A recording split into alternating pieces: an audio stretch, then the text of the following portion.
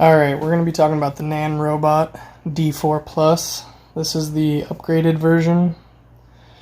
This scooter is going to be in the $13.50 price point, unless you work some sort of discount with them, which is possible. I've done a couple of customizations to it just based on other people I've seen, what they've done to it. I still have a few plans, but as of now it has been perfect out of the box. It was packaged really well. The outside box got pretty beat up and I was worried that it was going to be smashed, and then I opened it up and realized it's double boxed, so the inside box didn't get smashed at all.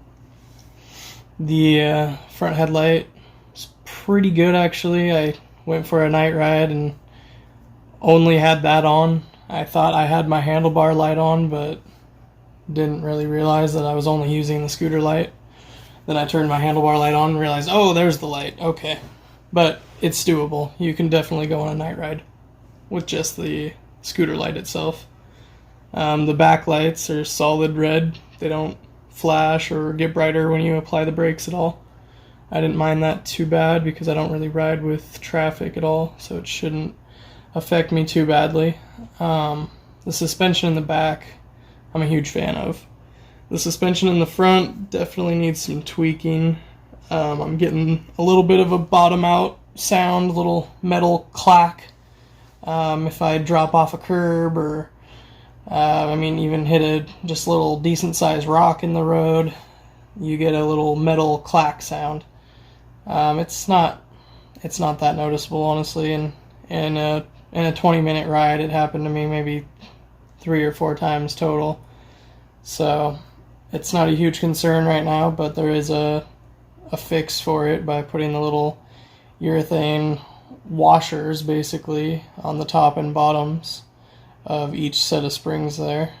That's what they showed on their official Nanrobot mechanic YouTube channel, I guess. But I replaced the grips right off the bat. There was another D4 owner who bought those ones, and they looked pretty good, so went ahead and threw those on. A little bit of red accents the billet red on the scooter here. Overall, on performance, it exceeded my expectations by quite a bit. I did not have power start on when I first got it. I didn't really mess with that too much, and then I saw some comments about people saying to make sure that you've got that changed to power start, and wow, what a difference. It also affected my top speed by about 2 miles per hour. That could have something to do with the fact that it was a fresh charge too. But with the power start on, dual motor mode on, and turbo on, this thing is almost too fast off the line. You really got to be holding on, and the front tire starts skidding out and losing traction. It's quite entertaining. I was not expecting it when I first got on it, honestly. I was not expecting the amount of torque that it had. So I hit a top speed of 33, 34 miles per hour on flat ground, about 35 downhill. I am more than happy with that. Keeping up with traffic on back roads and passing traffic on 25 mile per hour roads, that's nice. It's scary fast, and I wasn't really expecting that, and I'm not really comfortable going that fast.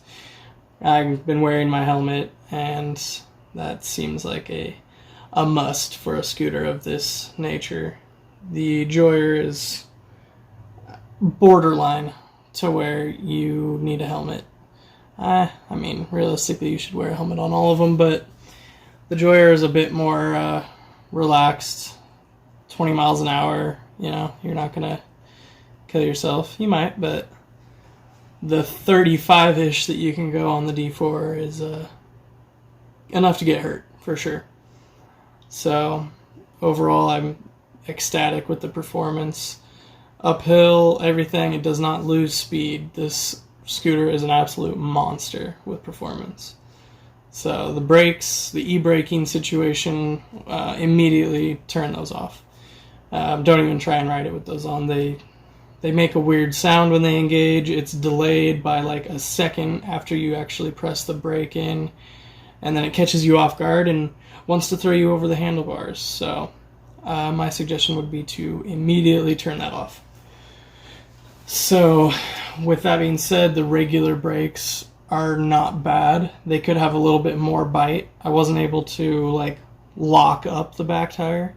I can, apply a good amount of force to it and slow down pretty quickly, but it's not going into a full lock, which I don't really want it to. It's kind of nice that it doesn't break enough to actually lock up the back, but it still slows you down pretty good. It's not squeaky at all. It doesn't have, any disc rubbing issues like I had with previous scooters. So, right off the bat, it doesn't... Move this. It's dead silent. There's no brake contact. And you can lock up the back easy, but it's got a nice middle ground there. It's got a little, drag sound when you're getting on the brake, but they all do. So I'm super impressed with that. It's a relief that I don't have to sit here and fiddle with the brakes for an hour and a half just to go on the first ride. But a couple pieces of accessory that I've added that I would definitely recommend.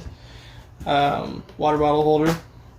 Nothing crazy, but keeps it out of your backpack in case it leaks. I've had that happen, and that's really annoying. And a decent headlight. So, you get what you pay for when it comes to headlights. For instance, this Joyer headlight, Victigen or however the hell you say it. I just got it off Amazon. It had really good reviews, but they claim that this is a 1600 lumen light. Well, it is not. This light that I purchased from a bike shop is a 500 lumen. They say it's a true 500, and I paid $70 for it.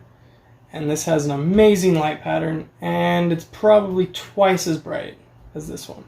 Easily twice as bright. So $70 500 lumen versus a $30 1600 lumen.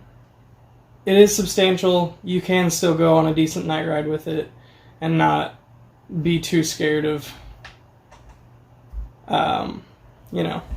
outrunning your light with that. You're never going to outrun the light on the Joyer anyways at 22 miles an hour top speed. So for this scooter, it's actually pretty good. This scooter, or this 500 lumen light, is actually perfect for the Nanrobot. So, this one's way better for $70, $30.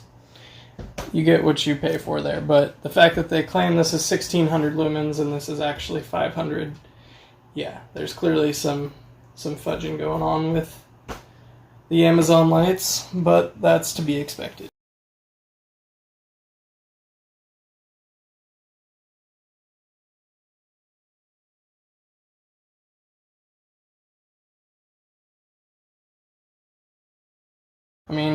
Board size is actually a little surprising here because the Joyer's board is, I'd say 2 or 3, 2 inches longer.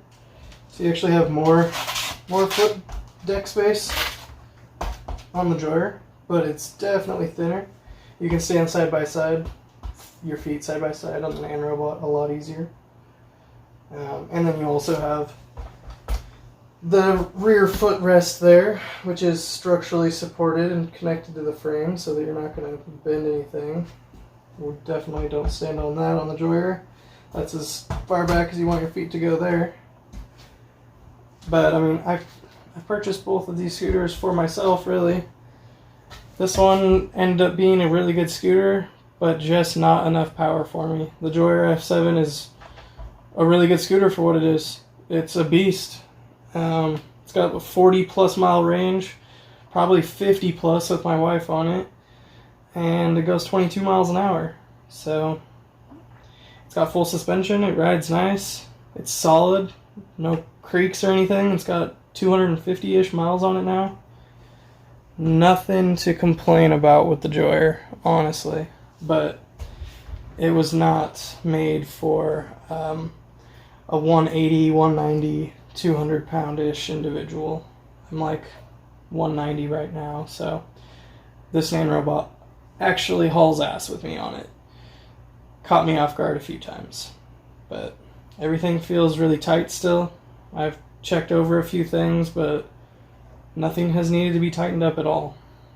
Everything's held pretty good so far. So I'll do a video with some flybys and maybe a little off-road action. But in the meantime, I'm just going to enjoy this new scooter, and hopefully this is going to be the best bet for me, and I don't need to get a different one.